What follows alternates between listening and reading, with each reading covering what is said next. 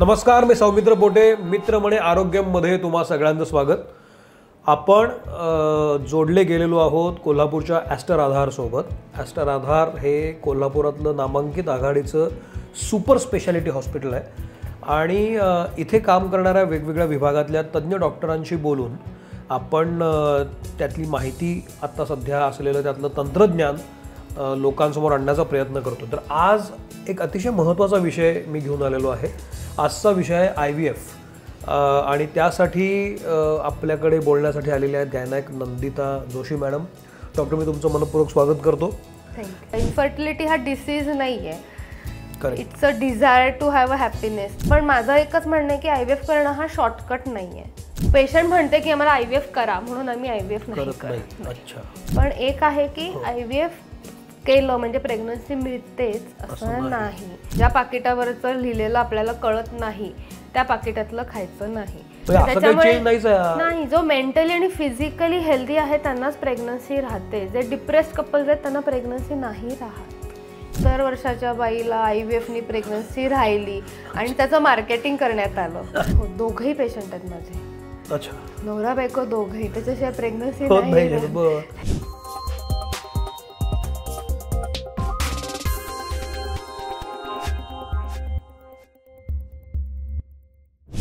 खूप महत्त्वाचा विषय आहे आणि अलीकडच्या काळामध्ये IVFचं पीक आलेलं दिसतं मला सगळीकडे. त्यामुळं अनेक प्रश्न माझ्या मनात आहेत. त्याची उत्तरं आपण द्याल अशी मला निश्चित खात्री वाटते. तर सुरुवात करूया. मी प्रयत्न नक्की करेन. 100%. तर पहिला हाच प्रश्न आहे की अलीकडच्या काळामध्ये गेल्या 4, 5, 7 वर्षांमध्ये IVF खूप आलं आहे. त्याच्या आधी IVF नव्हतं, इतर उपचार असायचे, पण IVF हे अलीकडं खूप आलं आहे. आता आधारनंही ते सुरू केलं आहे. ॲस्टर आधारमध्ये सुरू होणं ही खरं तर खूप विश्वासार्ह बातमी आहे ॲक्च्युली.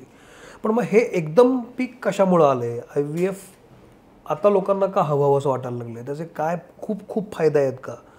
या 3 शब्दांबद्दल मला सांगा. मी IVF कन्सल्टंट आहे, त्याच्यामुळे मला फायदे आणि तोटे दोन्ही माहिती आहेत. आधी फायदे सांगते. पीक आलंय कारण की इन्फर्टिलिटीच्या केसेस वाढल्या आहेत किंवा सरफेसला यायला लागलेत की लोक पुढाकार घेऊन 3-4 वर्ष प्रेग्नन्सी नाही राहिल्यानंतर इन्व्हेस्टिगेट करायला लागलेली आहेत.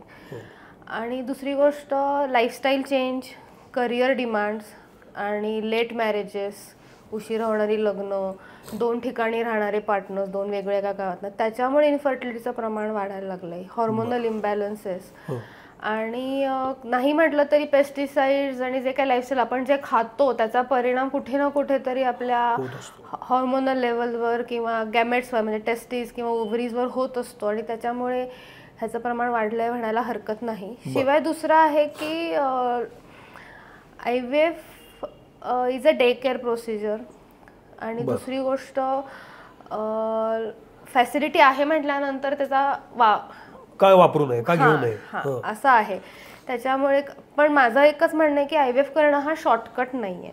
जर खरंच गरजेचं असेल IVF आणि त्यांनी प्रेग्नन्सी त्याच्यासारखा फायदा नाही. पण IVF प्रेग्नन्सी मिळवायचा नक्की शॉर्टकट नाही. पण ज्यांना गरज आहे त्यांच्यासाठी नक्कीच तो मोठा त्यांच्या आयुष्यात होणारा मोठा बदल घडवणारा निर्णय होऊ शकतो IVFची गरज असेल. याच्यामध्ये लाईफस्टाईल हा मुद्दा तुम्ही आता सांगितलं की बदलती लाईफस्टाईल किंवा पार्टनर्स दूर असणं एकमेकांपासून. पण लाईफस्टाईल कशी झाली आता ज्याच्यामुळे हे प्रॉब्लेम यायला लागलेत आणि कशी असायला पाहिजे ज्याच्यामुळे हा प्रॉब्लेम येऊ शकत नाही? एकतर ॲक्टिव्ह लाईफस्टाईल नाही आहे, सेडेंटरी लाईफस्टाईल खूप आहे आपल्याकडे. दुसरी गोष्ट खाण्याच्या बाबतीत प्रोसेस्ड फूडचं प्रमाण खूप वाढलं आहे.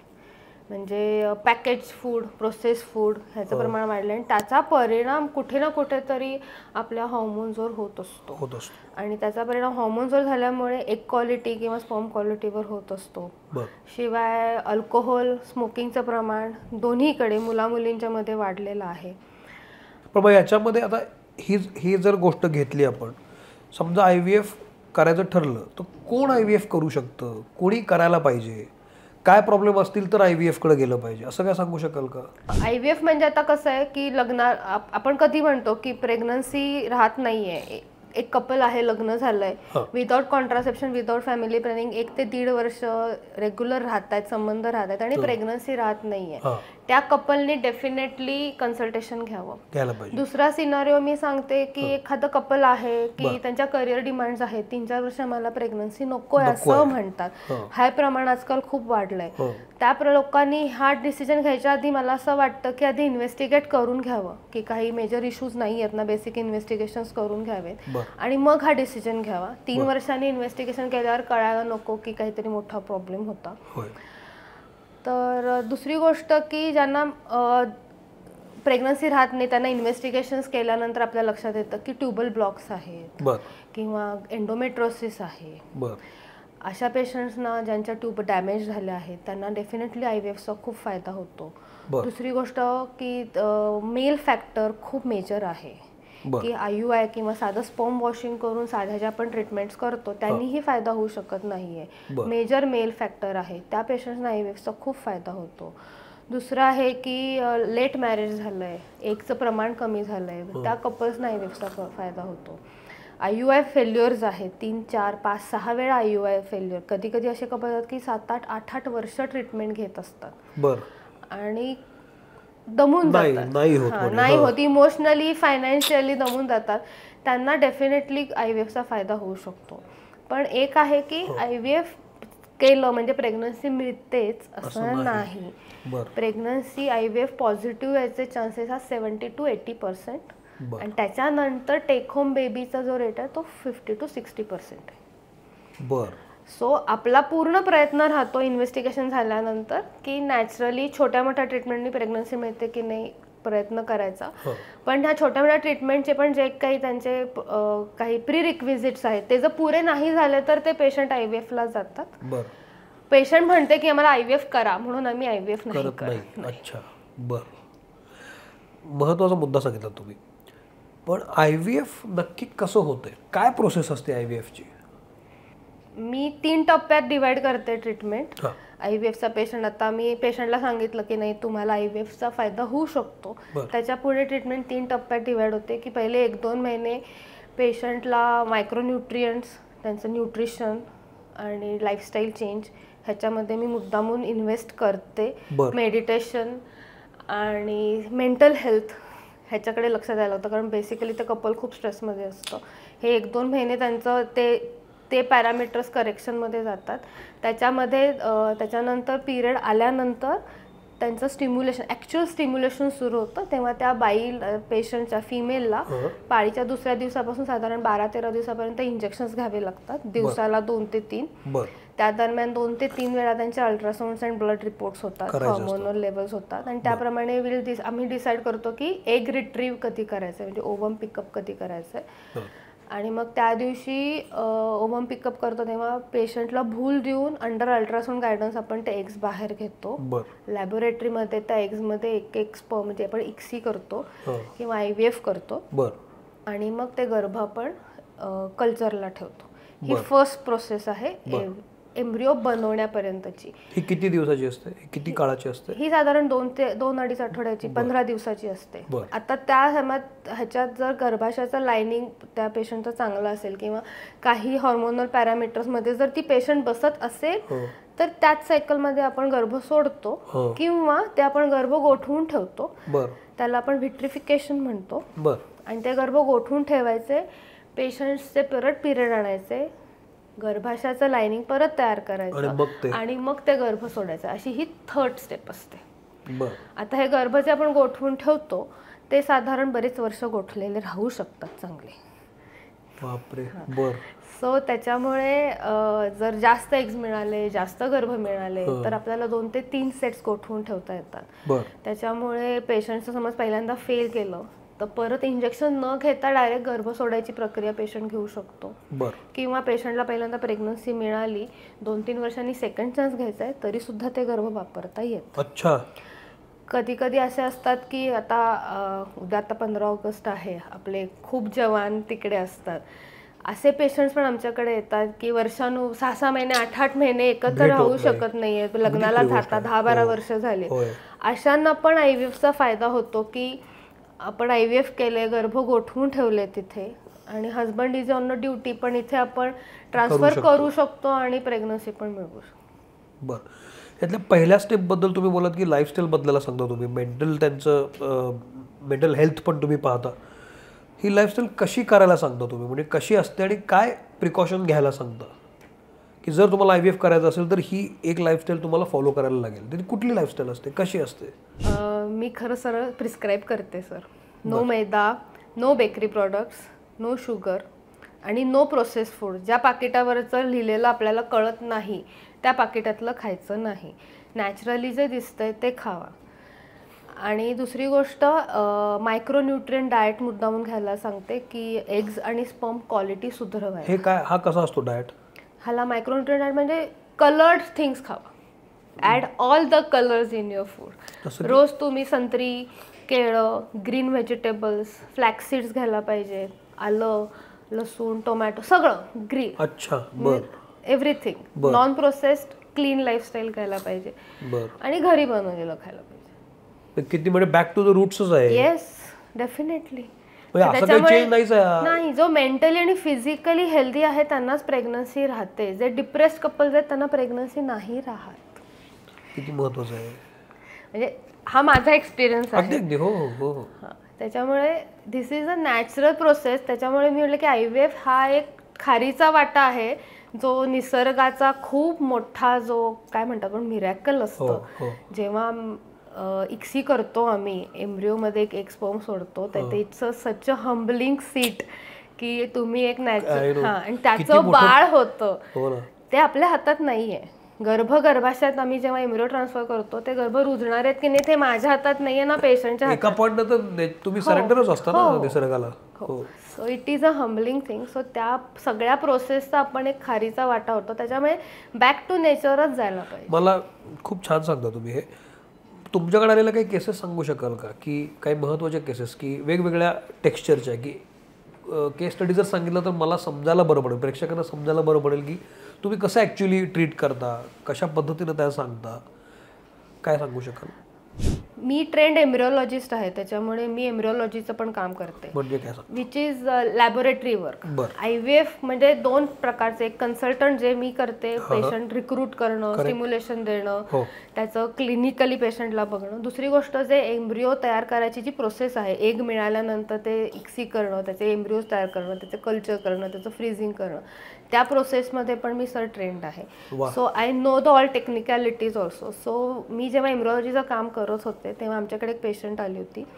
14 वर्ष झाले होते लग्नाला आणि प्री मॅच्युअर ओव्हेरियन फेल्युअरची केस होती. म्हणजे साधारण 30-35लाच तिला पेरिमेनोपॉझल साईन सिम्पटम दिसायला लागले होते आणि तिला डोनर एगला जायचं नव्हतं.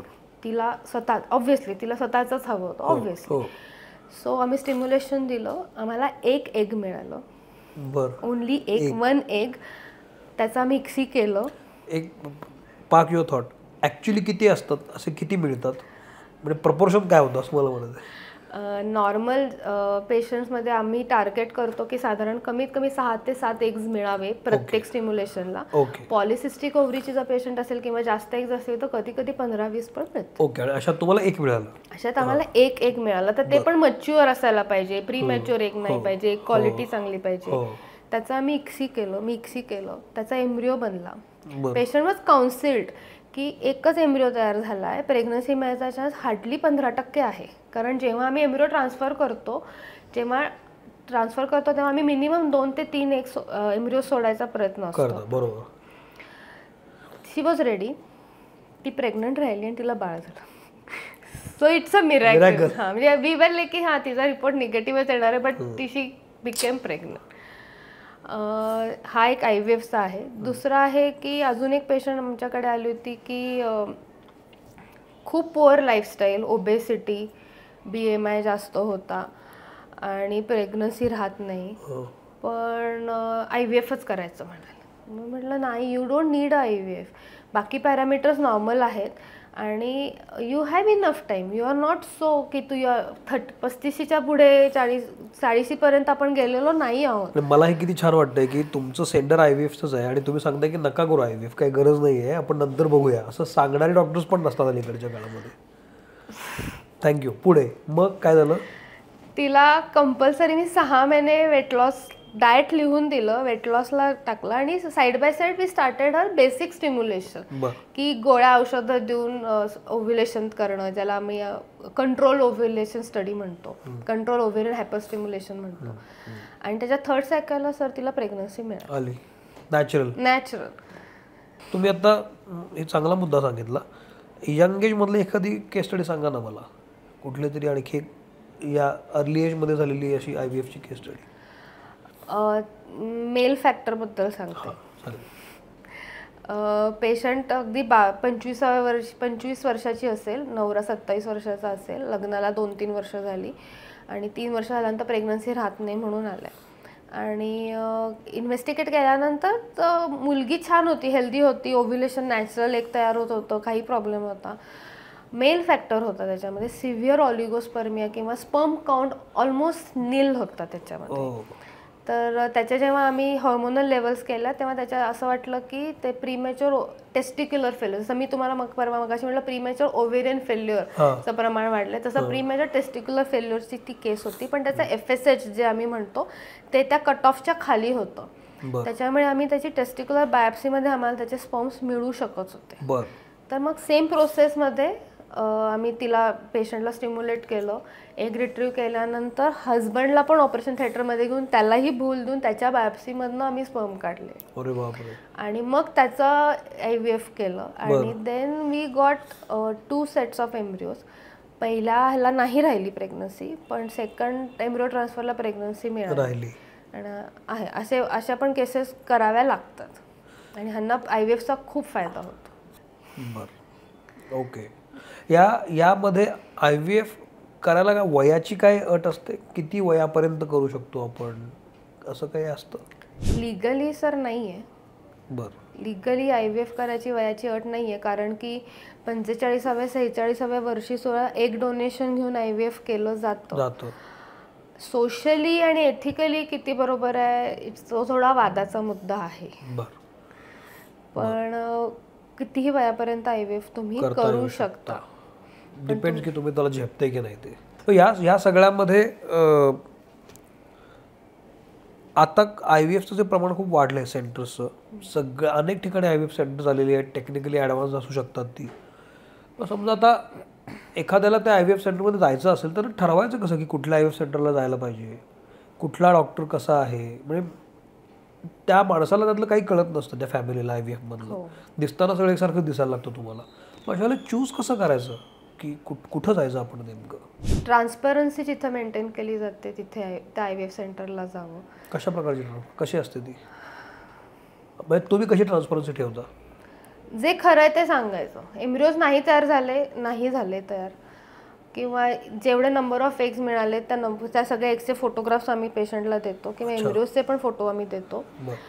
आणि दुसरी गोष्ट, प्रेग्नन्सी मिळाल्यानंतर सुद्धा ती प्रेग्नन्सी आपल्याचकडे राहील किंवा ती कंटिन्यू आपल्याचकडे राहील. आम्ही ट्रान्सफर करत नाही दुसऱ्या कुठल्या गायनेकॉलॉजिस्टला. तिची पुढची सगळी केअर आम्हीच घ्यायचा प्रयत्न करतो. जर पेशंट बाहेरगावचाच असेल देन वी ट्राय की चांगला गायनेकॉलॉजिस्ट मिळवून द्यायचा त्याला. अच्छा.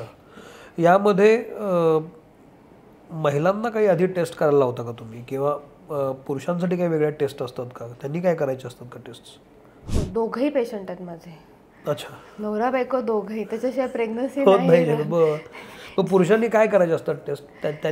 त्यांचं बेसिक CBC, हिमोग्लोबिन, HIV आणि सिमेन अनालिसिस आणि स्मोकिंग, अल्कोहोल काय जे असतील ते बंद करायला आम्हाला सांगायला लागतं.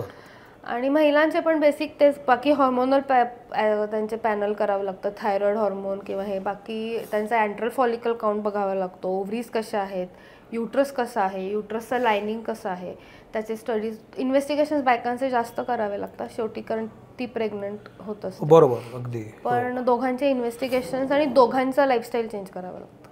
चेंज करायला लागतं. दोघांनाही लागू आहे? हो, दोघांनाही. मी चालायला जावा, शूज दोघं मिळून घ्या, दोघं मिळून जिमला जावा. नाही म्हणजे बायको घरचं खाते आणि नवरा बाहेरचं खातो असं चालणार नाही, असं नाही चालणार आहे. ओके. मगाशी सुरुवातीला तुम्ही बोलता बोललात की मला टेक्निकली कळलं सगळं, म्हणजे तुम्ही काय सांगताय ते, आणि अल्टिमेटली डॉक्टर हाच मुख्य असतो की ते पुढं जायचं, किती जायचं, कसं जायचं हे सांगणारा. पण अलीकडच्या काळामध्ये लग्नाचं वय वाढल्यामुळं जे प्रमाण कमी आलं आहे कन्सिव्ह व्हायचं किंवा वेगवेगळ्या ठिकाणी लोक नोकरी करत असतात त्यामुळे ते असं होत असू शकेल वगैरे. आयडियली हा चान्स घेणं जे असतं ना त्याचं एज काय असायला पाहिजे असं काही तुम्ही सजेस्ट करता? 35-37च्या आत एक व्हायला पाहिजे. बरं. तोपर्यंत व्हायला पाहिजे, कारण नंतर मग तुम्ही मेडिकली सुद्धा थोडे हाय रिस्क कॅटेगरीज जाता. जेव्हा मी MBBS करत होते तेव्हा एल्डरली प्रायमी नावाचं जी डेफिनेशन असते, म्हणजे फर्स्ट टाइम प्रेग्नंट राहिलेली एल्डरली प्रायमी, ती हाय रिस्क कॅटेगरी जाते. तिचं वय 31 होतं. आता 31 हे वय नॉर्मल झालेलं आहे. सो त्या डेफिनेशन प्रमाणे सगळ्याच एल्डरली प्रायमी हाय रिस्क कॅटेगरी जातात. पण तरी सुद्धा 36-37 पर्यंत व्हायला पाहिजे. तर तुम्ही फिजिकली सुद्धा फिट राहाल. बेबी डिलिव्हर झाल्यानंतर त्याची काळजी घ्यायला, कारण ते पुढे आणखी अनेक वर्ष घ्यायचंय ती काळजी. हा, आणि अजून एक मुद्दा मी सांगते की मी माझ्या पेशंटला सांगते की IVF प्रेग्नन्सी आहे ती हाय रिस्क आहे, जे सगळं आहे पहिले 3-4 महिने सांभाळून ठेवावी लागते. पण pregnancy is not, you are not a patient.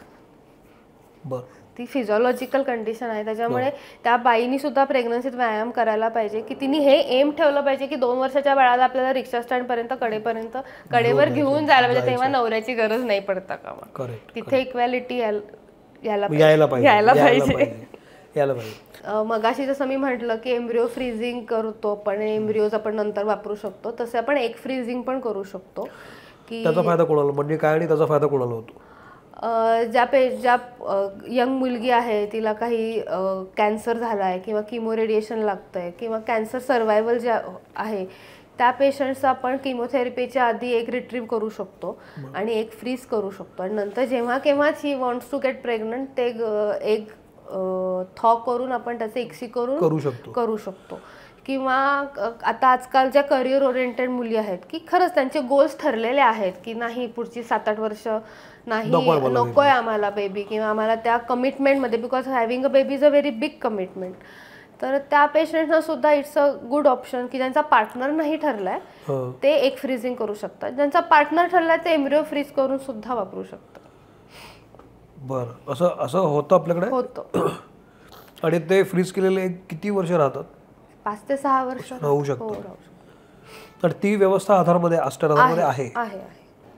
Aster आधारमध्ये तुम्ही जेव्हा आता ट्रीटमेंट देता तर टेक्निकली ॲडव्हान्स तुम्ही गायनॅक अशी संबंधित पण आता अलीकडच्या काळात रोबोटिक सर्जरी खूप सगळीकडे येते. आम्ही डॉक्टरांशी बोलतोय, युरोलॉजीमध्ये आहे, कॅन्सरमध्ये आहे.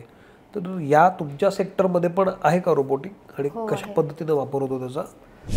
इन्फर्टिलिटीमध्ये जर म्हणाला तर इन्फर्टिलिटी करेक्टिव्ह सर्जरीज ज्या असतात, ज्याला आपण मायोमेक्टॉमीज म्हणतो, की जेव्हा फायब्रॉइड्स मोठे असतात, पेशंटला प्रेग्नन्सी राहत नाही आहे आणि 4-5 सेंटीमीटरचे मोठे फायब्रॉइड्स आहेत, तसेच फायब्रॉइड्सतून आपण प्रेग्नन्सीचा प्रयत्न नाही करू शकत. ते फायब्रॉइड काढून मग प्रेग्नन्सीचा प्रयत्न, त्याला मायोमेक्टॉमी म्हणतात. त्या सर्जरीज खूप इझिली होऊ शकतात रोबोटिक सर्जरीजमध्ये. दुसरे आहे एंडोमेट्रियोसिस, त्याचं आजकाल प्रमाण वाढलंय. म्हणजे काय, हे काय असतं? म्हणजे सोप्या भाषेत सांगा, अगदी डिटेल नको पण. एंडोमेट्रियोसिस हा असा डिसीज आहे की गर्भाशयाचं जे लायनिंग आहे ते पाळी आल्यानंतर ब्लिडिंगच्या थ्रू बाहेर पडतं. कधी कधी त्याला रेट्रोग्रेड मेन्स्ट्रुएशन होतं, ही एक थेरी आहे. किंवा एंडोमेट्रियमधल्या ज्या सेल्स आहेत त्या आत पोटात जाऊन ओव्हरी किंवा इंटेस्टाईन किंवा आतड्यांवर जातात आणि त्या तिथे हॉर्मोनली ऍक्टिव्ह असल्यामुळे तिथे त्या ग्रो होतात आणि मग तिथे मायक्रो हिमरेजेस होतात आणि दॅट इज खूप डेन्स ॲडेजन्स असतात, मल्टिपल सिस्ट असतात. त्याच्यात पेशंट्सला प्रचंड पेन होतं, पेनफुल पिरियड्स असतात किंवा विदाऊट पिरियड सुद्धा पेशंट खूप पेनमध्ये असतो. त्या पेशंट्सला जे डिसेक्शन्स करावे लागतात, कारण की इतकं चिकटलेलं असतं सगळे. आम्हाला जे ॲनाटॉमिकल पॅनल, ॲनाटॉमिकली जे आम्हाला जे नॉर्मली डिसेक्शन व्हायला पाहिजे तसं होत नाही. तर त्या केसेसमध्ये जे मायक्रो डिसेक्शन असतं, मॅग्निफाईड व्ह्यू जो असतो तो खूप छान रोबोटिक सर्जरीमध्ये. त्यामुळे ते डिसेक्शन करून त्या ओव्हरी सोडवून मग त्या पेशंटला IVF ला घ्यावं लागतं. त्या सर्जरीज खूप छान होतात. आणि नॉर्मल हिस्टेक्टॉमी सुद्धा खूप छान होतं. हां, अजून एक जरूर सांगा. एंडोमेट्रियोसिसचं जर म्हटलं की ग्रेड 3, ग्रेड 4 एंडोमेट्रोसिस असेल तर युट्रस ब्लॅडरला चिकटलेलं असतं किंवा जे किडनीमधनं जे युरेटर जातात त्याच्यावरही एंडोमेट्रोसिस असतं. तिथलं डिसेक्शन करायला खूप सोपं जातं रोबोटिक सर्जरीजमध्ये. अच्छा, म्हणजे जी जनरली खूप अवघड शस्त्रक्रिया ती रोबोटिक. युरेटरला डॅमेज झाला तर ते खूपच कॉम्प्लिकेटेड होते सर्जरी, पण इतकं मॅग्निफाईड व्ह्यू असतो की त्याच्यावरचं डिसेक्शन खूप छान. आजकाल आता नवीन टेक्नॉलॉजी आली ज्याला आपण एम्ब्रिओ बायोप्सी पण करतो, की कधी कधी काही पेशंट्सच्या प्रिव्हियस बेबीजना खूपच काय म्हणतात नॉन व्हायबल डिसीजेस आहेत किंवा काही प्रॉब्लेम होऊन बेबी गेलंय किंवा काही पेशंट्सना रिपीटेड प्रेग्नन्सी लॉसेस होत असतात किंवा 5 ते 6 वेळा अबॉर्शन्स झाली आहेत आणि कारण कळत नाहीये. तसे पेशंट्स इलेक्टिव्हली आपल्याला IVF, कारण त्यांना प्रेग्नन्सी राहत असते, पण तशा पेशंट्सना कधी कधी IVFला आपण घेतो, त्यांचे एम्ब्रिओज तयार करतो. त्यांचे जे डे 5चे एम्ब्रिओज असतात त्याला आपण ब्लास्टोसिस म्हणतो. 5 दिवसाच्या एम्ब्रिओजच्या बायोप्सी करतो. 10 ते 12 सेल्स आपण जेनेटिकल अनालिसिसला पाठवतो आणि त्यातले जे नॉर्मल जेनेटिकली नॉर्मल एम्ब्रिओज आहेत ते ट्रान्सफर करून आपण प्रेग्नन्सी मिळवतो आणि मग तेव्हा हेल्दी प्रेग्नन्सी राहायची शक्यता खूप वाढते. तंत्रज्ञान किती पुढे गेले? खूप गेले. पण हे सगळ्या ॲस्टर आधारमध्ये होतं, इथंच होतं. हे फार महत्त्वाचं आहे. मग आता IVFला एकदा ॲडमिशन घेतली मी तुमच्याकडं तर कन्सिव्ह बाळ व्हायला किती दिवस लागतात? किती ट्रीटमेंटचा काळ आहे हा? म्हणजे किती वेळ चालते ट्रीटमेंट एकदा एका वेळेला? तुमचा आज जर डिसिजन झालाय की आता मला IVF करायचं आहे तर साधारण पुढच्या महिन्यात 1-1.5 महिन्यापर्यंत तुमचा एम्ब्रिओ ट्रान्सफर येऊ शकतो. 1.5 ते 2 महिने. आणि ॲक्च्युली त्याच्यानंतर 15 दिवसांनी आपल्याला कळतं की वेदर ते एम्ब्रिओज इम्प्लांट झालेत की नाही झालेत. अच्छा, प्रेग्नन्सी 2-2.5 ते 3 महिन्यापर्यंत कळतं की प्रेग्नन्सी आहे की नाही. IVF मधून प्रेग्नन्सी आल्यानंतर ते बाळ हेल्दीच असतं? हो. हा एक मोठा मिसकन्सेप्शन आहे की अनॉमलीज वाढतात का बेबीजमध्ये किंवा ॲबनॉर्मल बेबीज होतात का? नाही, असं नाही. जेवढं नॉर्मल पॉप्युलेशनचं ॲबनॉर्मल बेबीज व्हायचं प्रमाण आहे तेवढंच IVFचं आहे. आणि प्रत्येक पेशंट आपण जसा प्रत्येक पेशंट स्क्रीन करतो NT स्कॅनला किंवा जेनेटिकल किंवा NIPT नॉन इन्व्हेसिव्ह टेस्टिंग आहे ते सगळं आपण प्रत्येक पेशंटचं करतो, तसंच IVFच्या पेशंटचं पण करतो. दुसरे अजून एक आहे की IVFच्या पेशंटना बेड रेस्ट लागते का? अजिबात नाही लागत. काही गरज नाहीये. बरं, IVF बद्दल गैरसमज काय आहेत लोकांचे? आता तुम्ही एक सांगितलं एक तर ॲबनॉर्मल बेबीज चं प्रमाण वाढतं का? तर तसं नाही वाढत. किंवा बेड रेस्ट लागते का? की 3-3 महिने पेशंट झोपून पाहिजे बाथरूम पुरतंच, तसं काहीही गरज नाही. एम्ब्रिओ ट्रान्सफर करून पेशंट दुसऱ्या दिवशी बेंगलोरलाही जाऊ शकतो. तुमच्याकडे जे पेशंट येतात ते काय गंमत घेऊन येतात किंवा असं होतं का, तसं होतं का? म्हणजे पिक्चर मध्ये ते दाखवतात तसं काही होतं का? जसं की पिक्चर मध्ये काय दाखवतात म्हणजे मिक्सिंग ऑफ सॅम्पल्स असं काही होत नाही. हे महत्वाचं आहे, खूप महत्वाचं आहे. ओके, असं काही होत नाही कारण प्रत्येक सॅम्पलला 2-3 वेळा लेबलिंग केलेलं असतं. ते 2-2, 3-3 वेळा क्रॉस चेक होतं. हे किती महत्वाचा मुद्दा मिस झाला आपल्याकडनं. हे फार महत्वाचं आहे. पिक्चर मध्ये दाखवतात तसं काही होत नाही. किंवा आता काही वेब सिरीज मध्ये पण जातात की पॅप्समियर करायला गेलो आणि प्रेग्नंट राहिलो वगैरे, अशा काही गोष्टी होतात. तसंही काही होत नाही कुठे. नाही. ओके, हा महत्वाचा मुद्दा आहे. म्हणजे 2 प्रश्न आहेत फक्त माझ्या डोक्यात आले तुम्ही बोलल्यावर. एक तर कोणी IVF करू नये, अजिबात IVFच्या वाटेला जाऊ नये असं सांगू शकाल का? कोणी करू नये. एक दुसरी, स्पर्म काउंट वाढण्यासाठी आहारात काय बदल करायला पाहिजे? अलीकडच्या गुगल आणि या रीलच्या जमान्यामध्ये ना खूप रील्स येत असतात, हे खा ते खा तुमचा स्पर्म काउंट वाढेल वगैरे वगैरे. डॉक्टर म्हणून तुम्ही आहार काय सुचवाल नवरा बायकोला की हा आहार ठेवा तर गोष्ट बदलू शकेल? 2 प्रश्न आहेत माझे. IVF कोणी करू नये असं मी म्हटलं तर वादाचा मुद्दा होईल. पण बेसिक इन्व्हेस्टिगेशन्स केल्यानंतर जर तुमचे इन्व्हेस्टिगेशन्स नॉर्मल आहेत आणि लग्नाला 1-2-3 वर्ष झाली आहेत तर डेफिनेटली एकदाची होऊन जाऊ देत प्रेग्नन्सी म्हणून IVF करायला जाऊ नका. कारण नॅचरली प्रेग्नन्सी मिळू शकते. एक 7-8 महिने तरी मिनिमम प्रयत्न करा. ही झाली इकडची बाजू, नवी जुनी बाजू म्हणजे वय वाढलेलं असतं, खूप वर्ष झालेली असतात, खूप ट्राय केलेला असतो, आता नका करू असं काय असतं दुसऱ्या टोकाला. तो खूप पर्सनल गोष्ट आहे. कारण आजकाल आता परवा राजस्थानमध्ये आय थिंक 70 वर्षाच्या बाईला IVFनी प्रेग्नन्सी राहिली आणि त्याचं मार्केटिंग करण्यात आलं. आता पर्सनली ते मला पटलेलं नाहीये, कारण की ते बाळ जन्माल्यानंतर so that is their personal thing. So मी डॉक्टरशी बोलूनच ठरवावं त्या वेळेला. अशा कपल्सना आता कसं आहे, इन्फर्टिलिटी हा डिसीज नाहीये, it's a desire to have a happiness. तर मी ऑप्शन्स देऊ शकते त्या कपल्सना की तुम्ही नॅचरली ट्राय करा किंवा डोनर एगला जावा, किंवा मी टू बी इनफॅक्ट आता घरात आनंदच हवा असेल तर ते अडॉप्शनलाही जाऊ शकतात. तिथपर्यंत मी काउन्सिलिंग करते, पण तो त्यांचा पर्सनल चॉईस आहे. दुसरी गोष्ट तुम्ही जी म्हणाला स्पर्म काउंट बद्दल, तर स्पर्म काउंट सर खूप व्हेरिएबल असतो. तुम्ही जर 2-3 दिवसाच्या किंवा आठवड्याच्या अंतराने 2-3 लॅब्समध्ये जर सिमेन अनालिसिस केलं तर वेगवेगळे पॅरामीटर्स येतात, एकच रिपोर्ट येत नाही. सो जर पेशंटला सिव्हिअर ऑलिगोस्पर्मिया किंवा काहीतरी मेजर डिसीज आहे काही मेजर प्रॉब्लेम आहे, हे लेबल करायच्या आधी मला 2 रिपोर्ट्स लागतात मिनिमम 3 to 4 वीक्सच्या गॅपमध्ये. आणि जर मेजर प्रॉब्लेम असेल तर स्पर्म काउंट वाढत नाही, पण स्पर्म क्वालिटी वाढवायला आपण डेफिनेटली डाएट आणि लाईफस्टाईलमध्ये चेंज करू शकतो. की मायक्रोन्यूट्रिएंट डाएट घेणं, थंड पाण्याने आंघोळ करणं, नो स्मोकिंग, नो अल्कोहोल हे नाही, झोप व्यवस्थित व्हायला पाहिजे, मेंटल हेल्थ त्या माणसाची हे चांगली पाहिजे.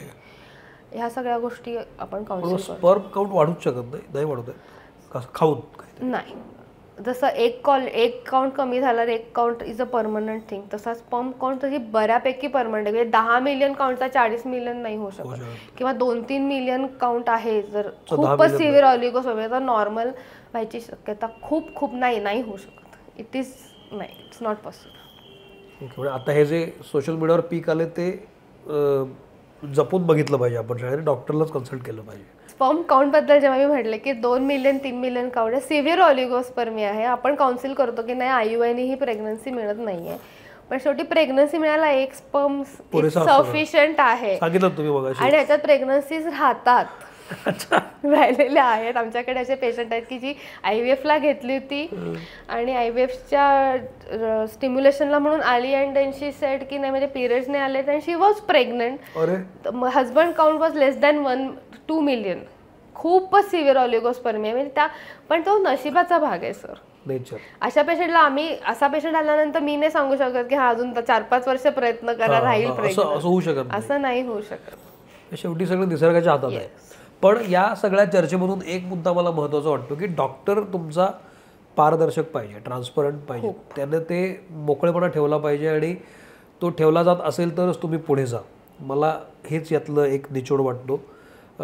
मॅडम तुम्ही आवर्जून आरोग्यमध्ये आलात आणि हा मुद्दा सांगितला त्याबद्दल खरंच आभार. Thank you very much. IVFबद्दल अनेक जणांना उत्सुकता होती, शंका होत्या, त्यातले काही प्रश्न मी आत्ता डॉक्टरांना विचारले पण आहेत. तुमचे इतर काही प्रश्न असतील तर तुम्ही मला कमेंट करू शकता, मी डॉक्टरांपर्यंत पोचवीन, त्याची उत्तरं आपण घेऊया. हा एपिसोड कसा वाटला मला जरूर सांगा. तब्येतीची काळजी घ्या आणि आरोग्य पाहत राहा, कारण आपल्याला तब्येतीत राहायचं आहे.